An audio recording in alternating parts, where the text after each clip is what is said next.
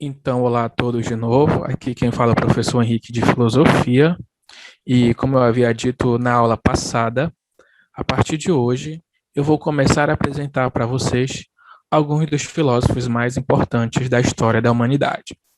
Ou seja, eu vou apresentar para vocês como é que esses filósofos eles pensavam a realidade no seu sentido mais profundo, né? Que filosofia seria justamente a busca pelo sentido mais profundo da realidade. Então, a partir de hoje, eu vou começar a apresentar algumas formas de buscar esse sentido mais profundo da realidade, segundo a forma de pensamento de algum desses filósofos. Então, na aula de hoje, aula 4, vamos falar sobre os sofistas, os filósofos sofistas e o filósofo Sócrates. Então, só para a gente recapitular, a filosofia nasce lá na Grécia Antiga, por volta do século 6 a.C., como uma forma, né, que os gregos buscaram de se desvencilhar das formas mitológicas de explicação da realidade. Tudo isso eu falei na aula 2, não falei na aula 2. Então, se a filosofia nasce na Grécia Antiga, nada melhor, né, nada mais justo do que começar falando sobre alguns filósofos gregos, né? Ou seja, justamente o período, o momento em que a filosofia nasce, lá por século VI, século V antes de Cristo. E nesse momento aqui, pessoal, o principal objeto de estudo era o sentido mais profundo da realidade. A realidade, ela sempre foi um grande objeto de reflexão, de estudo dos filósofos. Então, lá na Grécia Antiga, quando a mitologia, né, as narrativas mitológicas, já não mais eram coerentes, já não mais faziam sentido, né, com a realidade, já não mais se adequavam à realidade de uma forma coerente, então eles vão levantar, né, uma outra forma de pensar essa realidade através de uma forma lógica e racional. Então, é justamente nesse período em que vão surgir diversas teorias fundamentais para se pensar o real, ou seja, teorias com fundamentos, com critérios lógicos e racionais para pensar a realidade. E os primeiros filósofos, né, um dos primeiros filósofos que a humanidade vai conhecer, vão ser os filósofos, na verdade, vão ser um grupo de filósofos, né, conhecidos como os sofistas. Eles vão ganhar notoriedade e visibilidade a partir do século V antes de Cristo. Então, quem são os filósofos sofistas? O que significa essa palavra sofistas?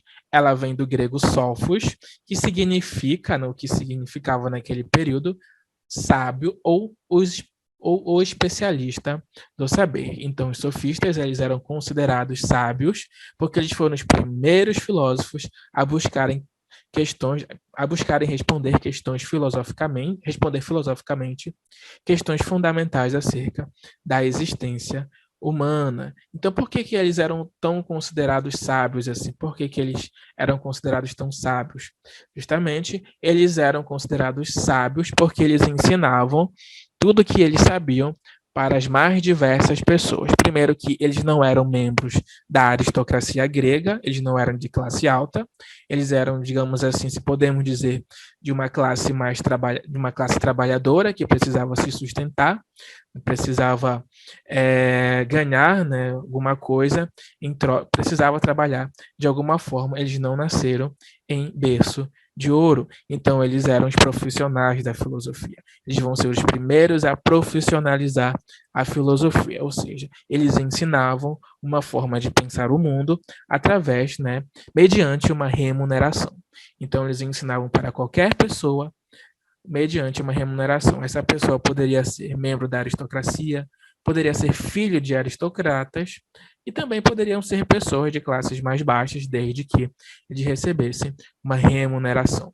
Então, eles vão viajar o mundo, eles vão viajar os lugares mais distantes possíveis, mais diferentes e mais longínquos ali da Grécia Antiga, ensinando e recebendo em troca de seus ensinamentos. Então, eles vão conhecer várias regiões da Grécia, lá de Atenas especificamente, né? De Atenas e também da Grécia de um modo geral, né? Das várias regiões e ilhas da Grécia. Por isso que eles são considerados também os filósofos nômades, porque eles rodavam vários pontos ali da Grécia em busca de trabalho, né, em busca de remuneração, eles precisavam se sustentar. E a principal corrente teórica dos filósofos sofistas é o relativismo. Então, os sofistas, eles eram relativistas. Então, bora entender o que isso quer dizer. O que quer dizer? O que se quer dizer aqui quando se diz que os filósofos sofistas eram relativistas?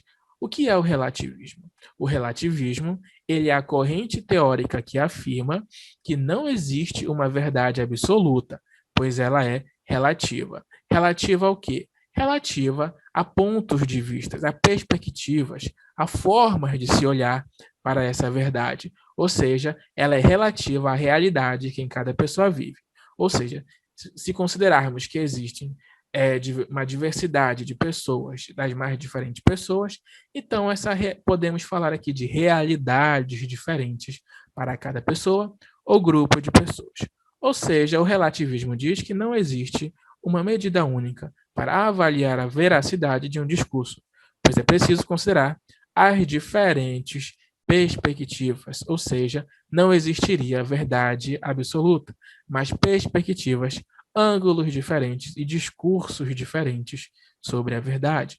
Ou seja, teríamos várias medidas. E essas medidas, elas teriam, teriam variação, né? Teriam suas diferenças, porque, de acordo com cada realidade, teríamos uma relação histórica diferente, teríamos contextos espaciais, culturais e sociais diferentes, o que determinaria ou que influenciaria discursos ou perspectivas diferentes. Portanto, a verdade para o relativismo seria relativa a cada perspectiva, a cada modo de olhar.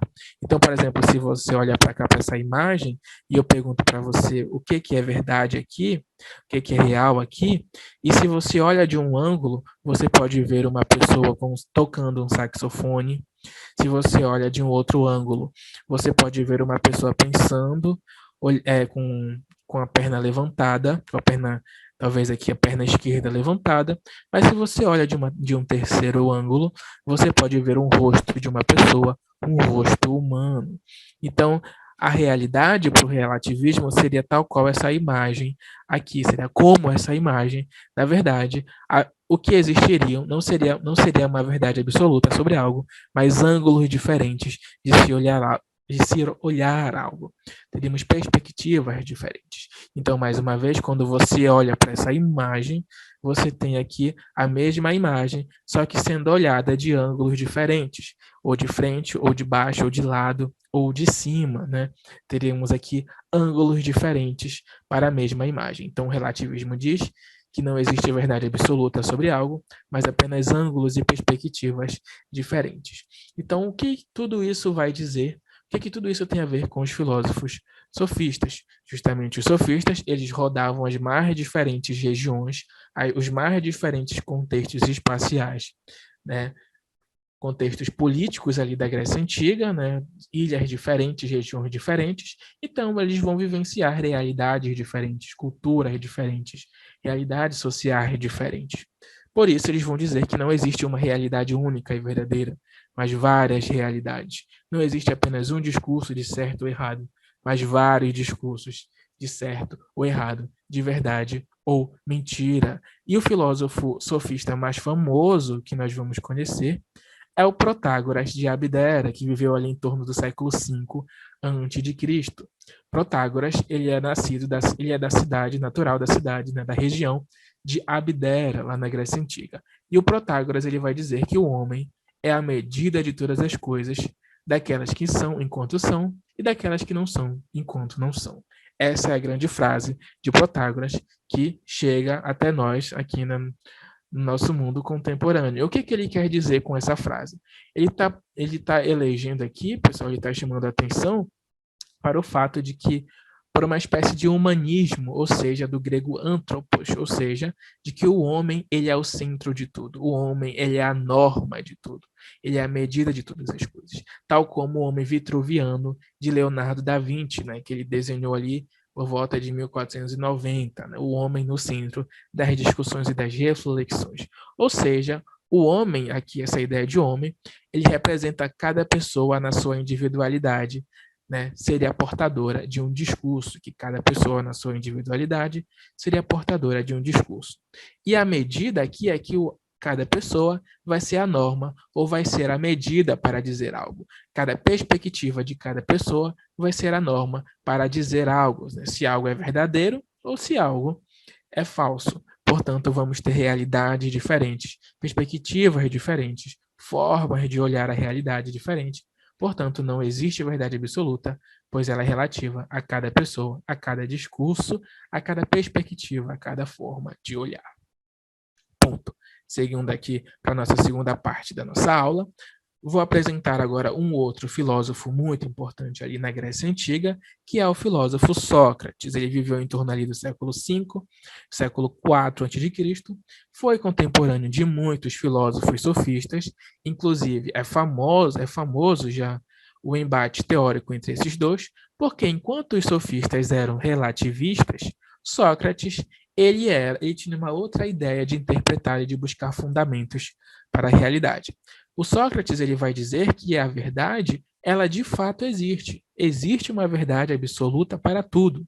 Existe uma realidade verdadeira e absoluta para tudo.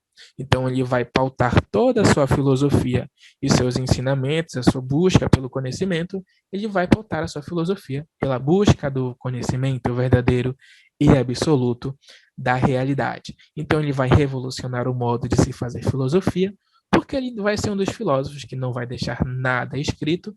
Tudo que a gente vai saber dele vai ser através dos seus discípulos e dos seus inimigos. O seu discípulo mais famoso e aluno mais famoso vai ser o Platão, que nós vamos ver na próxima aula. Então, qual era a marca do filósofo Sócrates? Ele filosofava por meio do diálogo. Era qualquer diálogo? Não, era um diálogo filosófico. E você já sabe que a filosofia, ela busca o sentido mais profundo da realidade. Então, o diálogo socrático não era um diálogo simples. Ele buscava o sentido mais profundo da realidade. Então, ele não se bastava a conceitos e ideias do senso comum, como eu falei na aula passada, lembra? Senso comum, conhecimento técnico e o conhecimento mais profundo das coisas, que é o objeto de estudo da filosofia. Então, o diálogo socrático, ele não se bastava às ideias do senso comum, ao raso de nossas experiências, ao prático de nossas experiências. Ele também não se bastava ao conhecimento técnico, que já se tem uma teoria, mas ainda não é tão profundo quanto o saber filosófico ou o objeto de estudo do conhecimento filosófico. Então, o Sócrates buscava o sentido mais profundo das coisas. E esse sentido mais profundo das coisas, para o Sócrates, é o conhecimento verdadeiro e absoluto da realidade. Aquilo que fundamenta a realidade. Então, ele saía pelas ruas de Atenas, indagando várias pessoas. Por exemplo, ele ia no político e perguntava o que era justiça. Ele ia no artista e perguntava o que era o belo. Ele ia lá com o professor e perguntava o que era educação. Enfim, ele fazia perguntas fundamentais para se pensar para buscar fundamentos da nossa realidade, tá bom? Então ele não se contentava com qualquer resposta, não. Ele ia lá no general de exército e perguntava sobre o que é a coragem, e o general de exército, que provavelmente estaria acostumado a lidar com a coragem, mas ele não sabia dizer o que era a verdade propriamente dita. Então, o Sócrates vai dizer, na frase mais famosa do Sócrates, que é só sei que nada sei. Uma frase aparentemente boba e tonta, mas que representa justamente a filosofia socrática, né, que é o ponto de partida de Sócrates. Porque o Sócrates está dizendo aqui que para a gente conhecer de fato a verdade, o conhecimento verdadeiro das coisas, é absoluto, primeiro a gente tem que apontar as nossas limitações. Enquanto a gente se considera como uma pessoa sábia, que sabe de tudo, a gente não vai procurar saber das coisas. A gente vai se contentar com os nossos conhecimentos mais rasos e não vai buscar conhecimento mais profundo das coisas. Então, Sócrates vai pautar os seus diálogos filosóficos na busca desses conceitos absolutos, conceito absoluto de justiça, de verdade, de belo, de coragem, de amizade, de amor, ou seja, as questões mais fundamentais, tá bom? Sobre as questões mais fundamentais quando a gente fala de seres humanos, né? De pessoas com seus valores. Então, temos aqui a corrente teórica do Sócrates, é o realismo. Então, a gente precisa ver aqui o que é o realismo, o que afinal de contas, diz o realismo e que relação ele possui com o Sócrates. Primeiro que o realismo ele é a corrente teórica que afirma existir uma verdade absoluta para todas as coisas. Então, por exemplo, existe uma verdade absoluta, segundo o realismo, e ela independe do contexto em que cada pessoa vive. Ela independe das interpretações e do contexto social de cada pessoa. Ela independe da perspectiva de cada pessoa. Então, por exemplo, a lei da gravidade, ela é universal. Ela deve valer tanto aqui onde a gente mora, quanto em outro país, como no Japão, enfim, em outro lugar no mundo. Ela deve valer tanto lá na Grécia Antiga, no século V a.C., como também deve valer aqui no século XXI. Por mais que a gente não saiba a lei da gravidade, por mais que a gente não a conheça, ela existe independente da nossa vontade, independentemente do nosso conhecimento. Então, a verdade ela é autônoma, segundo o realismo, ela é autônoma, pois ela existe sem que seja necessário alguém afirmar a sua existência. Então, por exemplo, se a chuva cai, né, se está chovendo, isso seria uma realidade, independentemente se a gente sabe ou não se está chovendo lá fora ou não. Se eu disser que está fazendo sol, isso não importa, porque se estiver chovendo, isso é uma realidade, isso é uma verdade absoluta. E para ela existir, ela não depende do meu discurso, da minha perspectiva. Um outro exemplo seria, por exemplo, a explosão de uma estrela numa galáxia muito, muito distante, em um espaço muito, muito distante. Ele existe. Por mais que a gente não saiba, por mais que a gente não saiba explicar, ou que a gente não entenda, ele existe, independente da nossa vontade e do nosso conhecimento. Então percebam que no realismo, a verdade ela só existe quando alguém profere um discurso, quando alguém possui uma perspectiva e um ângulo sobre determinada coisa. No realismo, a verdade existe, independentemente se alguém profere um discurso, independente se alguém tem conhecimento sobre aquilo ou não. Então, Sócrates ele vai ter o realismo como a sua corrente teórica, porque ele vai dizer que existe uma verdade absoluta, que existe independentemente das nossas vontades e dos nossos conhecimentos. Então, tudo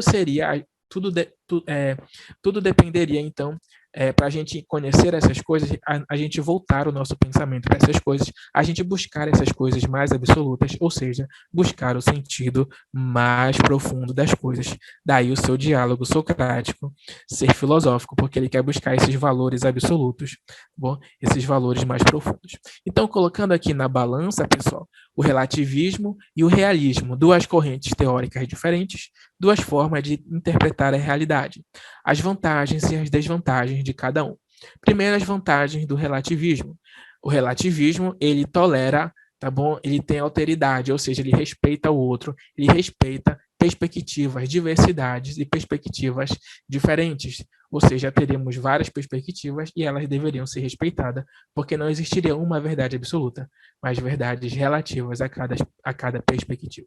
A desvantagem do relativismo é que sempre viveríamos em uma situação de impasse. Ora, se não existe uma verdade única e absoluta, então existiriam vários discursos buscando ser verdades, né, absolutas. Então viveríamos em uma situação de impasse e de conflitos, ou seja, ela exige mais consciência e responsabilidade, porque cada discurso que você profere, né, sobre algo tem que ser feito com consciência e responsabilidade. As vantagens do realismo é que, de fato, a vida ganha uma ordem e uma tranquilidade. Ou seja, se existe um certo ou errado que são absolutos, né, então seria uma mera forma da gente se adequar a esse certo ou errado, né? Seria apenas uma questão da gente se voltar para as questões verdadeiras, tal como Sócrates propunha, né, como ele fazia nos seus diálogos socráticos. A desvantagem do realismo, né, é que a verdade ela pode se tornar inquestionável, ou seja, se você alcança uma verdade mais absoluta, né, você acaba ou que você acredita ser absoluta, você acaba deixando de questioná-la e de procurá-la no seu sentido ainda mais profundo. Então, todo discurso que for diferente de uma determinada concepção de verdade absoluta vai ser tratado como algo que deve ser corrigido, como algo que deve ser controlado, excluído e às vezes até aniquilado. Algo que já foi muito comum na história da humanidade, já aconteceu em diversas ocasiões. Tá bom, pessoal? Então, teríamos aqui a desvantagem do realismo, para a gente encerrar, né, que qualquer desvio, qualquer coisa que se diferencie de um discurso encarado como verdade absoluta, seria encarado como louco, como desvio, enfim, que deveria ser corrigido. Então temos aqui, pessoal, de um lado o relativismo, de um outro o realismo. De um lado os sofistas e de um lado o filósofo Sócrates. Para os sofistas tudo é relativo, para o Sócrates tudo possui a sua verdade absoluta. Basta a gente procurá-la e se dedicar à sua procura. E aí, o que vocês acham? O que vocês preferem, o relativismo ou o realismo? Os sofistas ou o Sócrates? Fica aí o questionamento e valeu, pessoal. Até a próxima.